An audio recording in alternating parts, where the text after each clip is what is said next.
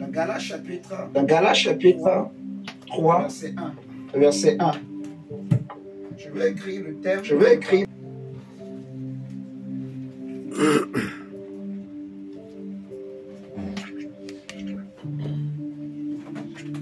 thème sera combattre les enchantements.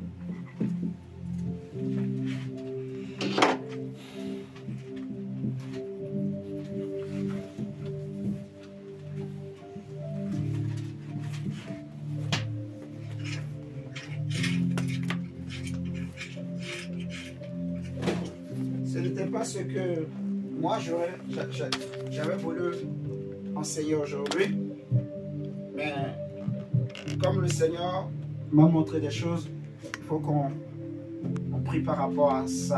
Amen, amen. Vous savez, la Bible dit que racheter le temps, car les jours sont mauvais. Amen, amen. Les temps sont difficiles pour le monde, pour la terre, pour les hommes, pour les familles, aujourd'hui, à notre époque. Nous allons prier par rapport à ça. Je vais parler ce matin du combat contre les enchantements. Le thème que j'ai écrit, c'est combattre les enchantements. Combattre les enchantements. Et nous allons prendre notre premier texte dans le livre de Paul aux Galates, dans l'épître de Paul aux Galates, au chapitre 3, le verset 1. Galates chapitre 3, au verset 1.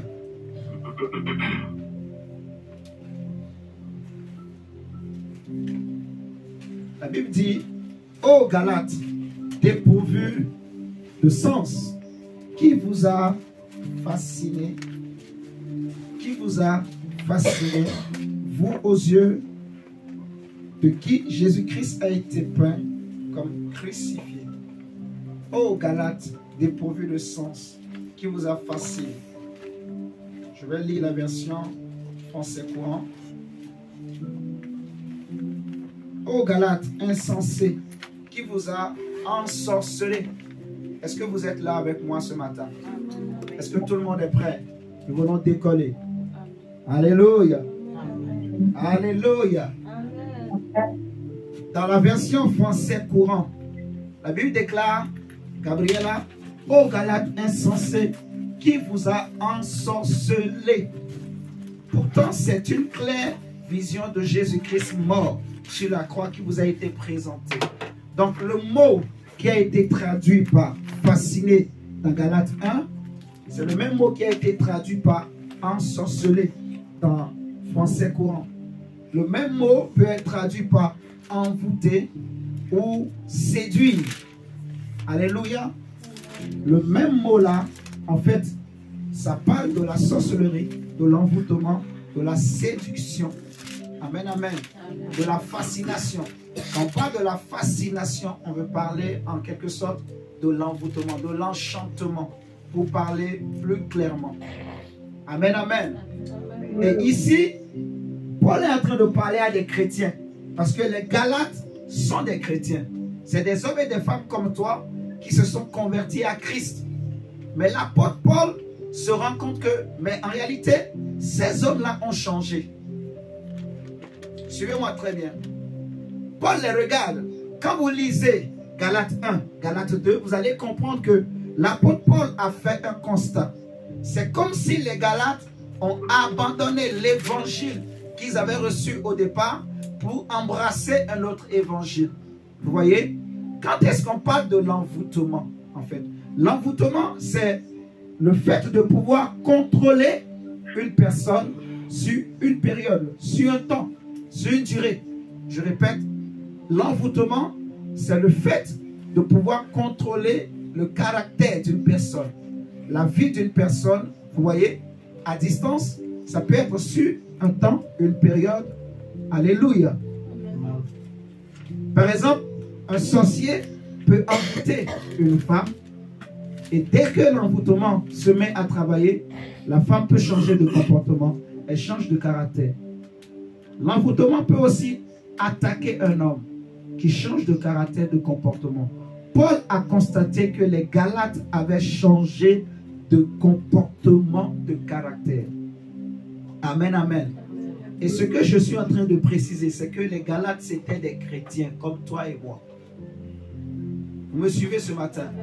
Mais Paul voit qu'ils ont été envoûtés, ensorcelés. Quelqu'un a fait le maraboutage sur les Galates. Quelqu'un a fait ce qu'on appelle le bas. Le maraboutage. La sorcellerie. Comment on appelle ça en lingala? Hein? Kindoki. Kindoki. Mais envoûtement, comment on dit? Envoûtement. C'est ça, Dieu. Ah, vous ne connaissez pas. Hein? Il n'y a pas? Il n'y en a pas? C'est pareil, Kindoki? D'accord. Envoûtement. Basser quelqu'un. Basser quelqu'un, c'est l'envoûter, en fait. Mais c'est différent de la sorcellerie. Je veux insister que vous compreniez bien. Amen, amen. Quelqu'un d'envoûté n'est pas possédé, par exemple. Vous voyez ce que je dis? Quelqu'un qui est envoûté, c'est sur une période. L'exemple le plus facile à voir, c'est Judas. Quand vous regardez l'histoire de Judas, la Bible nous dira que dans Jean chapitre 13, regardons Jean chapitre 13.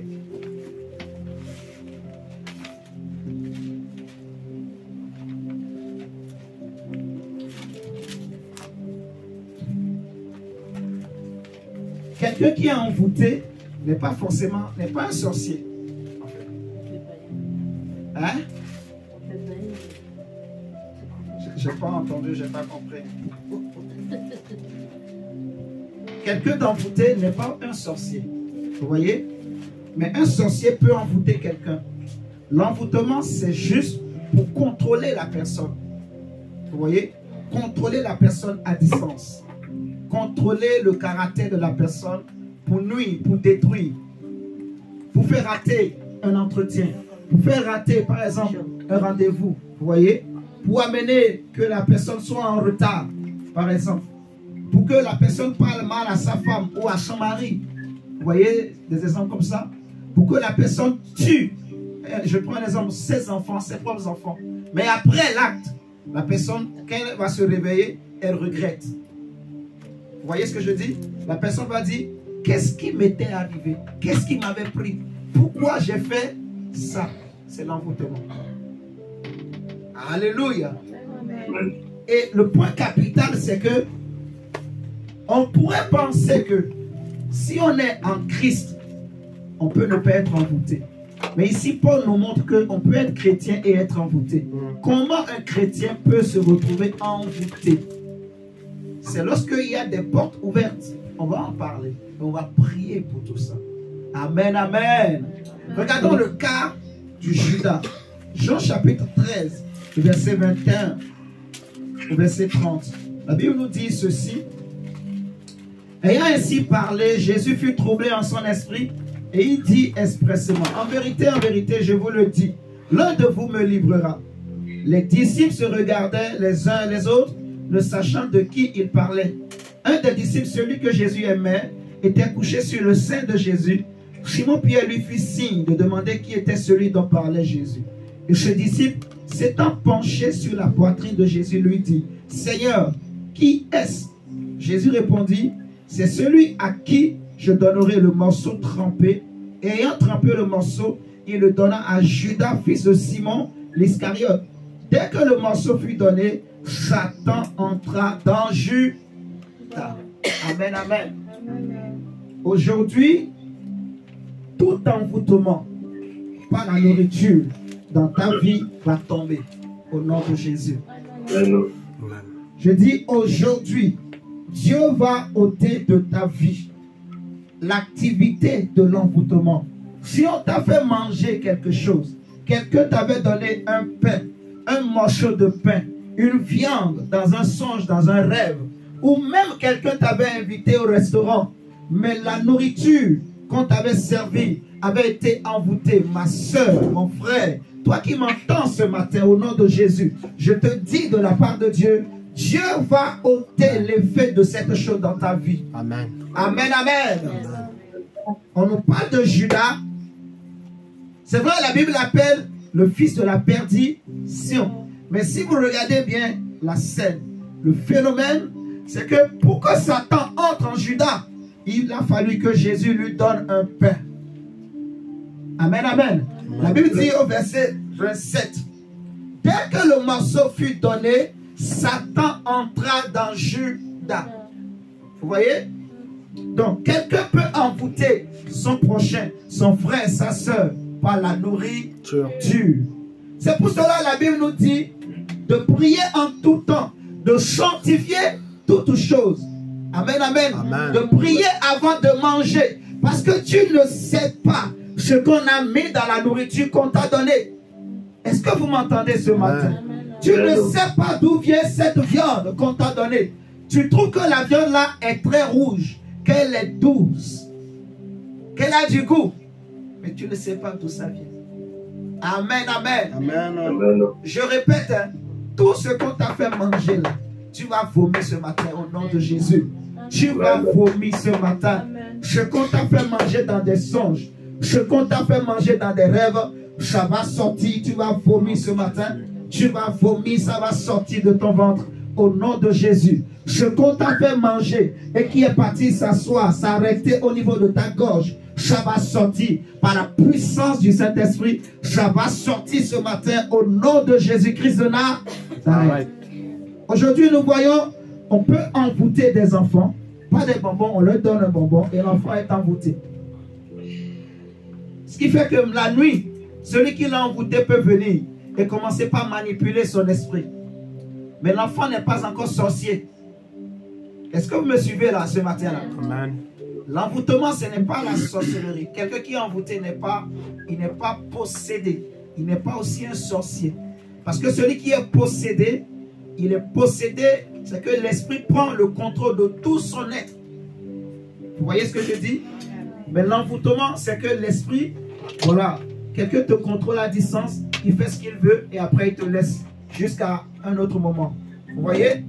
Voilà. Donc, on dit que c'est quand Jésus a donné le pain à Judas que Satan est rentré dans Judas. Amen, amen. Amen.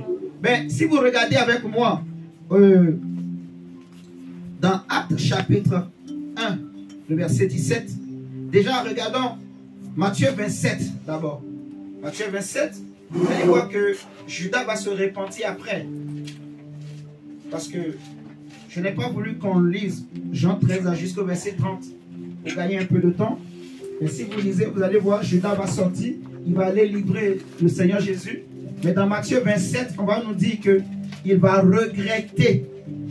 Quand l'effet de l'envoûtement est passé, il va réaliser ce qu'il venait de faire. Vous voyez ce que je dis? Et il va regretter, il va se repentir. Mais malgré qu'il s'est repenti, il s'est quand même pendu. Amen, amen. Amen. Donc si ce n'était pas pendu, il allait être sauvé. Est-ce que vous comprenez là? Matthieu 27, verset 3. La Bible dit ceci. Alors Judas qui l'avait livré, voyant qu'il était condamné, se repentit. Est-ce que c'est écrit dans vos Bibles? Que Judas s'est repenti. Oui ou non? Oui. C'est écrit. Judas s'était repenti. Judas s'était quoi? Repenti d'avoir livré Jésus. Judas, voyant qu'il était condamné, se repentit et rapporta les 30 pièces d'argent aux principaux sacrificateurs et aux anciens en disant: j'ai péché en livrant le sang innocent. Il répondit: que nous importe, cela te regarde. Judas jeta les pièces d'argent dans le temple, se retira et alla se pendre. Donc, si Judas ne s'était pas pendu, il pouvait être sauvé. Amen, amen. Amen. Parce qu'il s'était repenti. Et c'est ça l'envoûtement. Vous voyez, l'esprit est rentré en lui. Satan est rentré en lui. Et Satan va l'utiliser pour accomplir ses desseins, pour détruire sa vie. Amen, amen. Amen. Pour qu'il meure. En fait, ce que Satan voulait, c'est que Judas meure, c'est que Judas soit détruit. Il est rentré en lui pour qu'il aille livrer le Seigneur Jésus. Comme il n'avait plus besoin de lui, il a lâché. Et c'est là maintenant Judas, il revient à lui-même et il dit: oh merde, Il dit, je viens de commettre une grosse bêtise. J'ai livré le sang innocent. Il commence à demander pardon. Il se répand. Mais malgré ça quand même, tellement qu'il a mal, il est parti se pendre. Vous voyez ce que je dis? Et c'est ça la finalité. C'est ce que le diable veut. Qu'il meure sans Christ, sans Dieu. Qu'il meure dans le péché pour aller en enfer. Amen, amen. Amen. Et Paul dit aux Galates, qui vous a ensorcelé, qui vous a envoûté. Donc, si tu vois ton frère, tu vois ta soeur, si toi-même tu constates dans ta vie que les gens qui te connaissent, ils te disent, ma soeur, tu as changé. Mais qu'est-ce qui t'arrive? Si les gens te disent souvent ça, à un moment donné, ne néglige pas ces remarques. Je répète, si parfois les gens qui te connaissent te disent, mon frère, tu as changé, ma soeur, tu as changé, mais non pas en bien, mais en mal. Alléluia. Amen. Tu as changé en mal. Ton comportement a changé. Ton caractère a changé. Ton attitude a changé. Amen, amen. Amen. Si ceux qui te connaissent te disent, tu as changé. Oui, parfois il faut bien écouter ce qu'ils te disent. Amen. Et si tu constates toi-même ce changement-là, que ton caractère a changé, commence par te dire, peut-être que quelqu'un est en train de t'envoûter. Si tu vois ton fils ou ta fille changer du jour au lendemain, tu vois ton mari, ta femme changer de caractère, il faut te dire peut-être qu'il y a un esprit d'envoûtement qui est en train de travailler là. Alléluia. Il faut te dire peut-être qu'on lui a jeté un sort. Quelqu'un lui a balancé un sort, une flèche, ce qu'on appelle les flèches, les traits enflammés du malin. Quelqu'un l'a envoûté. Alléluia. Est-ce que vous êtes là avec moi ce matin? C'est très important en fait. Parce que même nous-mêmes, chrétiens, même prédicateurs, on n'est pas à l'abri. Si on ne veille pas, le diable aussi peut nous envoûter. Amen, amen. Amen. Paul nous parle dans Éphésiens 5 des traits enflammés du malin. Dans Éphésiens 6 plutôt, il parle des armes spirituelles des chrétiens. Et il va citer, il dit, prenez par-dessus tout le bouclier de la foi, avec lequel vous pourrez éteindre quoi? Les traits enflammés du malin. C'est des flèches, c'est des balles, c'est des missiles en fait. C'est ce qu'on appelle jeter le sort à quelqu'un. Vous voyez? Quelqu'un peut être là, il est chez lui, il prend une statuette, il invoque ton nom dans la statuette, il fait des incantations et il t'envoie un esprit. Amen, amen. Amen. Est-ce que je parle à quelqu'un? C'est des choses qui sont réelles, qui existent. On a vu des mariages cassés. Et après, le mari regrette. Après, la femme regrette. Mais c'est trop tard. Pourquoi? Parce qu'ils étaient sous envoûtement. Est-ce que vous me suivez ce matin? Hey, on a vu des enfants tuer leurs parents. Mais après, les enfants la regrettent. Mais c'est trop tard. Pourquoi? Parce que l'enfant était envoûté. Quand il pointait l'arbre sur sa mère, sur son père, sur ses frères et sœurs, il était envoûté. On a vu des pères tuer femmes, enfants. Il prend une arme, il tue tous ses enfants. Après, il regrette. Il regrette. Il regrette. Et finalement, lui-même, il se suicide. Alléluia. Amen. C'est très sérieux ce que je vous dis. Et l'envoûtement, la finalité, c'est quoi? C'est toujours la mort. La mort. La mort. Vous voyez ce que je dis? L'envoûtement, ce que celui qui envoûte veut, c'est que celui qui l'a envoûté à la fin meurt. Amen, amen. Amen. Regardez avec moi cette histoire. Nous allons prendre Esther chapitre 3.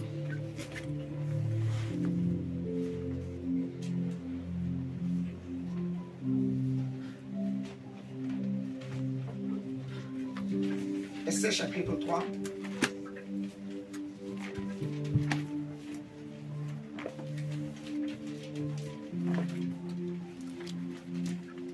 Versets 7 et 8.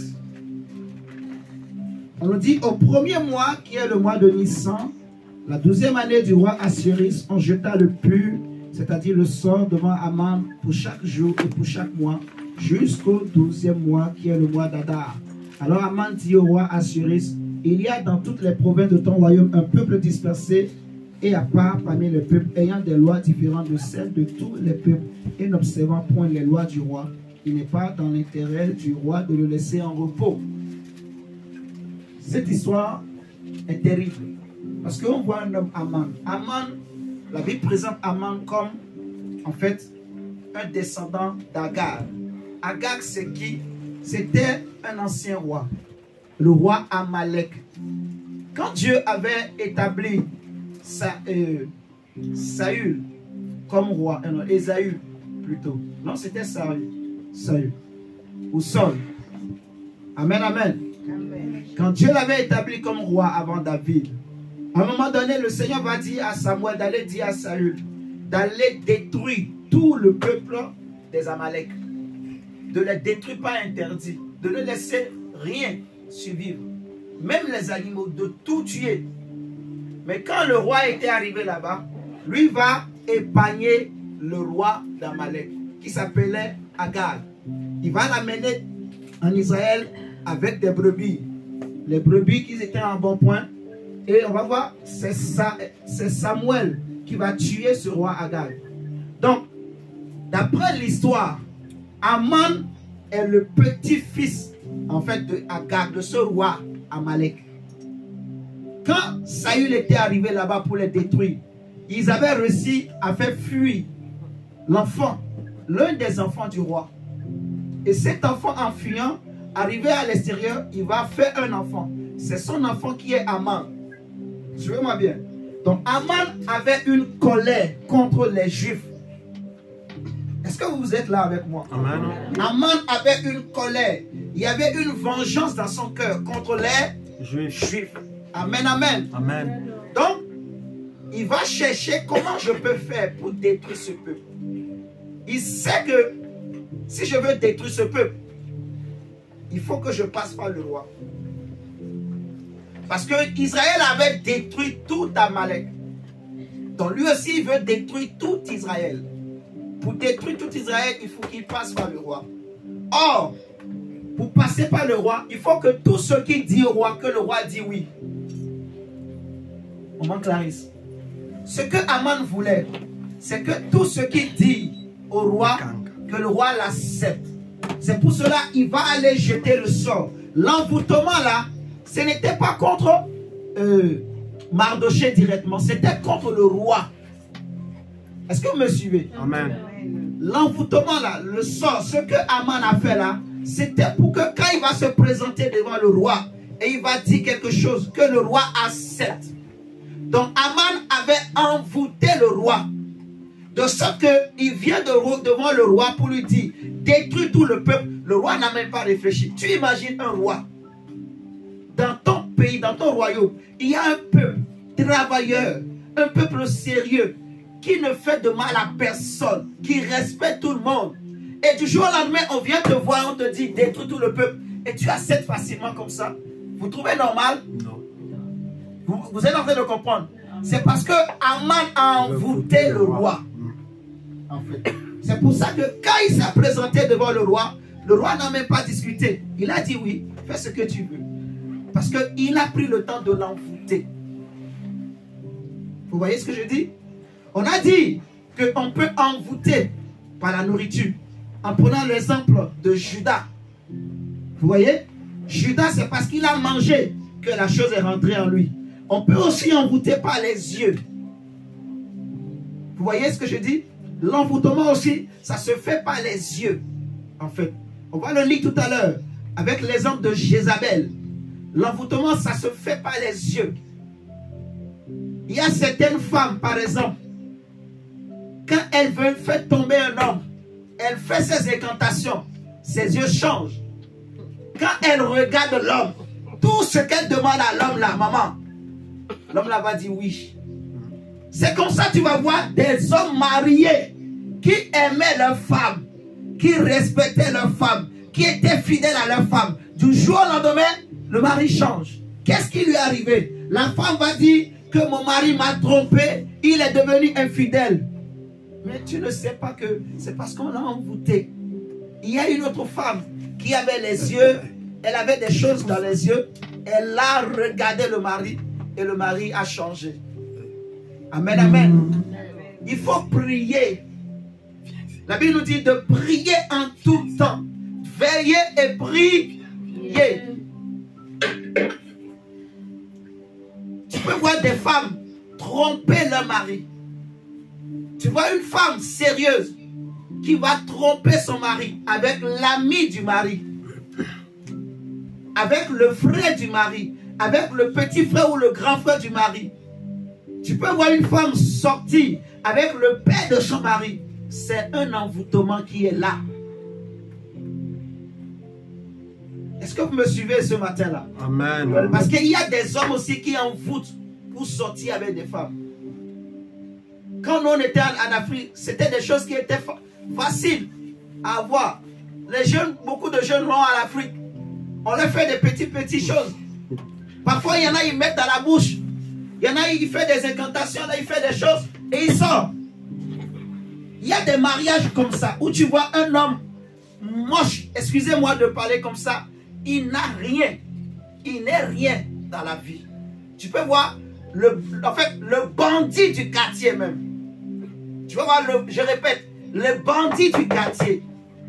L'homme le plus sale, le plus méchant, le plus mauvais du quartier. Mais c'est lui qui sort avec la fille du député, du ministre du quartier. Les gens pensent que non, c'est parce qu'il est fort. Non, c'est parce qu'il a quelque chose dans la bouche. Il a envoûté votre fille. Vous êtes en train de comprendre là? Amen. Ce qui fait que même s'il tape la fille, elle ira où? Elle est déjà envoûtée. Vous voyez? J'ai vu dans mon pays des couples, la femme tellement belle, mais le mari, pas aussi. Donc, pendant quelques temps, tout va bien. Mais après seulement, la femme veut partir. Quand le mari voit comme ça, là, on ne sait pas ce qu'il fait, mais il fait quelque chose. Il va quelque part, il fait quelque chose. Quand il fait ces trucs-là seulement, la femme... Les gens ont compris. Les gens savaient déjà que ça, c'est... Il a envoûté la fille. Vous voyez? Donc l'envoûtement, c'est dangereux, en fait.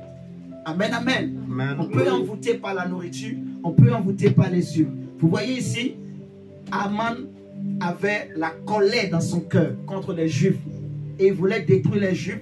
Donc il a envoûté le roi pour atteindre les Juifs. Vous voyez ce que je dis? Voilà. Et la question qu'il faut se poser là où tu es, là où je suis aujourd'hui. Toi, tu te dis que tu es en Europe aujourd'hui. Tu travailles, tu as l'argent, tu es marié, tu as une voiture. Tu vois? Mais peut-être que quelque part, il y a quelqu'un qui est en colère contre toi. Il est en colère. Pourquoi? Toi, tu es venu en Europe. Comment on était ensemble là-bas en Afrique? On galérait ensemble là-bas en Afrique. Mais toi, tu es venu en Europe, tu m'as laissé. Ça, c'est souvent les gens qui disent ma copine, ma copine, ma copine. Tu avais une copine comme ça là, au pays. Et toi, tu es venu ici, tu l'as laissé. Je ne dis pas de soupçonner. Vous voyez ce que je dis? Mais quelqu'un peut-être quelque part est en colère contre toi. Du fait que toi, tu vis en Europe. Quelqu'un est en colère du fait que lui ou elle n'est pas mariée, mais toi, tu es marié. Quelqu'un est en colère contre toi parce que toi, tu es en paix dans ton mariage. Quelqu'un est en colère contre toi parce que toi, tu as une femme. Parce que toi, tu travailles. Alléluia. Amen. Il faut que tu comprennes vraiment ces choses. Toi, tu te lèves tous les matins, tu te dis, oh, pour toi, c'est la vie normale. Se lever le matin, aller travailler, aller rentrer chez soi, aller au marché, faire des courses, rentrer à la maison. Tu trouves que c'est normal, quoi. C'est la vie des hommes. Mais il y en a qui n'arrivent pas à le faire. Et ça les énerve, le fait de te voir, te lever chaque matin. Vous m'entendez là? Amen. Quand il y a un problème, c'est toi qu'on appelle. Et c'est toi toujours qui fais sortir l'argent. Il y en a qui peuvent être en colère contre toi à cause de ça. Est-ce que vous m'entendez là? Oui. Donc il faut se demander, qui est en colère contre moi? Qui m'en veut aujourd'hui? On a vu Aman La Bible dit, pendant 1 an, on a jeté le sort devant Aman. Donc, il y en a qui peuvent aller voir des féticheurs. Vous voyez ce que je dis là? Et ils payent des choses. Parce qu'il veut te nuire. Il veut que le féticheur t'envoûte. Il va payer le féticheur. Il peut payer. Il peut donner son... En fait, il peut donner comme sacrifice son enfant. Son propre enfant ou sa propre femme. Parce que si tu es une tête costaud là, le sacrifice va être lourd. Le féticheur va lui demander un grand sacrifice. Amen. Il peut donner son bras, son pied. Il peut donner un mouton, une chèvre. Mais il va donner un sacrifice, une offrande. Et le féticheur va convoquer des esprits. Le féticheur peut convoquer un esprit de mort. Et on va l'envoyer pour t'attaquer, pour venir t'envoûter, t'amener à la mort. Il y en a, il entend des voix qui lui disent, va, monte en haut de l'étage et saute. Moi, j'ai déjà entendu ce témoignage dans ma vie de ministère. Bien que je n'ai pas beaucoup là, mais dans le peu là, il y a des gens pour qui j'ai prié, qui entendaient des voix, qui entendaient des voix, qui leur disaient, monte, saute, saute. Vous m'entendez là? Il y en a, et la voix lui disait, monte en haut d'un grand parking. Il est monté. La voix lui dit, saute. Il a sauté. Par la grâce de Dieu, il n'est pas mort. Mais le pied complètement cabossé. La tête cabossée. Il vit encore. Mais rien n'est plus normal. Il a gardé des séquelles. Alléluia. Est-ce que vous êtes là avec moi ce matin? L'envoûtement existe. Il faut prier. Amen, amen. Il y a des gens qui ne nous aiment pas, qui sont en colère contre nous. Si vous regardez 2 Rois chapitre 9 avec moi.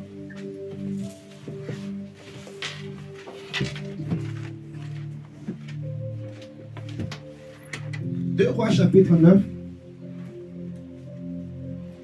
verset 30.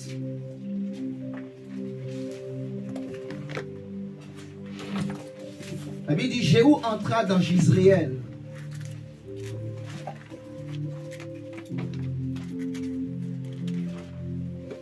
Jézabel l'ayant appris, mit du phare à ses yeux, se para la tête et regarda par la fenêtre.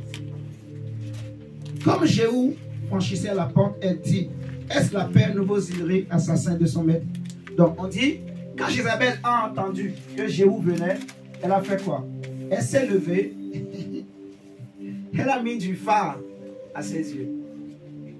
En fait, c'est pour envoûter Jéhu par les yeux qu'elle a fait ça. Vous comprenez là? Pour séduire Jéhu. Pour que Jéhu, en la voyant, qu'il soit séduit. Mais comme Jéhu connaissait ces choses, quand Jéhu est rentré, Jéhu ne l'a pas regardé. Amen, amen. Est-ce que vous comprenez? Je répète. Si Jéhu l'avait fixé dans les yeux, c'est fini. Mais Jéhu savait. Jéhu connaissait la puissance de Jézabel, la force de Jézabel. Jéhu le savait. Et il était venu pour la tuer. Donc quand Jéhu est rentré là dans la maison, il ne l'a pas fixé. Il a seulement demandé à ceux qui sont en haut de la pousser, qu'elle tombe. Vous voulez que je répète? Si Jéhu avait regardé Jézabel dans les yeux, c'est fini. Le zèle qu'il avait là, tout allait se refroidir. Il allait même oublier le pourquoi il était venu. Jézabel allait lui dire, Jéhu, assieds-toi, mange. Il risquait d'épouser même Jézabel aussi. L'envoûtement se fait aussi par les yeux. Les yeux. Amen, amen. C'est pour cela qu'il faut prier. Il faut prier que le Seigneur, la Bible nous dit d'Apocalypse, Jésus avait des yeux comme des flammes de feu. Prie que toi aussi, tes yeux là, que ce soit des flammes de feu. Amen, amen. Amen. On va regarder. On a regardé le cas de Jézabel.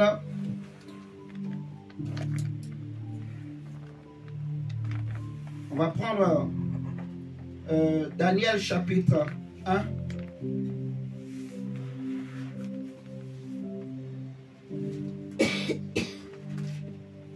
Daniel 1. Et on va prier. Daniel chapitre 1, verset 8. Daniel résolut de ne pas se souiller par les mets du roi et par le vin dont le roi buvait, et il pria le chef des eunuques de ne pas l'obliger à se souiller.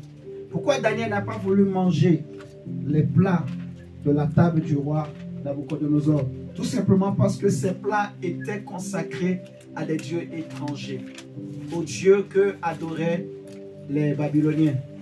Amen. Donc ces plats étaient envoûtés. Alléluia. Amen. C'était des sacrifices à d'autres dieux.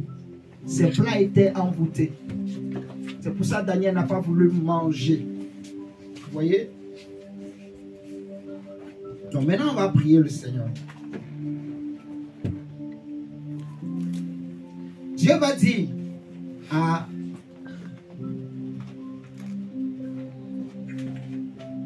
Simon, dans Luc 22, Satan vous a réclamé pour vous cribler de balles. On a prié hier, on va encore prier ce matin.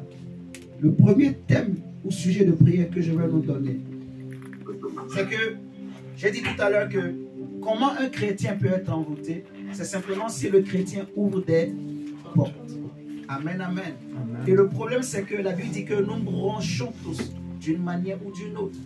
Tant que nous sommes sur la terre, il nous arrive de brancher. Amen, amen. Amen. Il nous arrive de brancher. La Bible dit dans Éphésiens 4, nous prenons Éphésiens 4. Et on va faire notre premier sujet de prière. Là, on va commencer par prier. Éphésiens 4, le verset 26 à 27.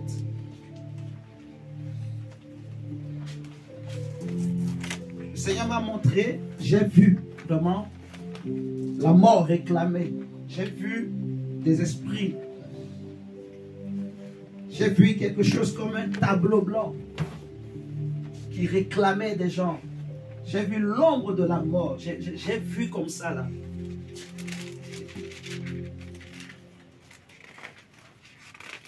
Amen, amen. Amen.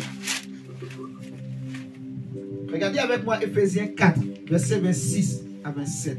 La Bible dit, si vous vous mettez en colère, ne péchez point. Que le soleil ne se couche pas sur votre colère. Que le soleil ne se couche pas sur votre colère. Et ne donnez pas accès à qui? Au diable. Au diable. Voilà. Donc nous-mêmes, en tant que chrétiens, on peut donner des accès au diable. On peut lui ouvrir des portes qui lui donnent des accès. Vous voyez? Et l'une des portes dont l'apôtre Paul parle, c'est la colère. Le manque de pardon aussi ouvre des portes. Vous voyez? Si vous regardez 2 Corinthiens 2, verset 11, on va voir le manque de pardon. Paul parle ici du manque de pardon qui donne au diable l'avantage. 2 Corinthiens 2, verset 11. Verset 10 à 11, il dit, or, à qui vous pardonnez, je pardonne aussi. Et ce que j'ai pardonné, si j'ai pardonné quelque chose, c'est à cause de vous en présence de Christ, afin de ne pas laisser Satan, de ne pas laisser à Satan l'avantage sur nous, car nous n'y aurons pas ses desseins. J'avais expliqué hier pendant l'intercession que quand on dit à quelqu'un, je ne te laisserai pas ça, c'est différent de je ne te donnerai pas ça. Vous comprenez le français?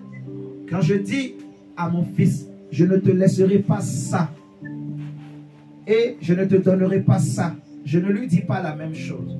Quand je dis je ne te donnerai pas ça, c'est que la chose est encore avec moi, dans ma main. Vous voyez ça? Mais quand je dis je ne te laisserai pas ça, ça veut dire qu'il tient déjà la chose. Mais je ne vais pas lui laisser ça. Alléluia. Exemple, un téléphone portable. Si mon enfant dit, papa, donne-moi ton téléphone, je peux dire, je ne te donnerai pas. Amen, amen. Amen. Mais s'il avait déjà pris le téléphone et je veux sortir, il peut dire, papa, laisse-moi le téléphone. Je peux dire, je ne te laisserai pas ça. J'insiste sur ça pour qu'on comprenne bien le français de Paul. Paul dit aux Corinthiens que afin de ne pas laisser à Satan l'avantage sur nous. C'est fort. Ça veut dire ce qui s'était passé chez les Corinthiens a fait qu'ils avaient ouvert des portes. À Corinthe, il s'était passé beaucoup de choses. Il y avait des chrétiens qui sortaient même avec la femme de son père, ainsi de suite. Amen, amen. Donc, Paul dit, afin de ne pas laisser à Satan l'avantage. Ça veut dire que le diable avait déjà pris l'avantage sur les Corinthiens. Non seulement il y avait des portes ouvertes et il était rentré, il avait commencé déjà par agir. Il commençait par contrôler, par envoûter. Alléluia. Amen. Donc il fallait fermer rapidement les portes. Amen. Amen. Il fallait pardonner. Il fallait libérer le pardon, nettoyer en fait. Donc la colère, le manque de pardon, ça ouvre des portes au diable. Le péché, ça ouvre des portes au diable. Et la Bible dit, nous bronchons tous d'une manière ou d'une autre. Là où tu es, peut-être qu'il y a des portes que tu as ouvertes sans le savoir. Pas la colère, pas le manque de pardon. Il y en a qui aiment souvent dire, je ne lui pardonnerai jamais. Non. Tu ne fais pas de mal aux autres. Quand tu refuses de pardonner, tu te fais du mal à toi. Amen. Amen, amen. Amen. Donc nous allons prier premièrement pour dire à Dieu, Seigneur, toute porte que j'ai ouverte par erreur, Seigneur, par la colère, par le manque de pardon, ou par un péché quelconque, inconsciemment ou consciemment, Seigneur, je me répands, je regrette, mais je prie ce matin que toute porte qui était ouverte dans ma vie, qui pouvait donner des accès au diable, soit fermée au nom de Jésus-Christ de Nazareth. Élevons la voix et prions. Et tu vas dire, Seigneur, si le diable avait pris de l'avantage sur moi, Seigneur, aujourd'hui, je prie que cet avantage soit ôté. Je ne veux plus donner au diable de l'avantage sur ma vie. Je ne veux plus donner aux sorciers de l'avantage sur ma vie. Au nom de Jésus-Christ de Nazareth. Au nom de Jésus.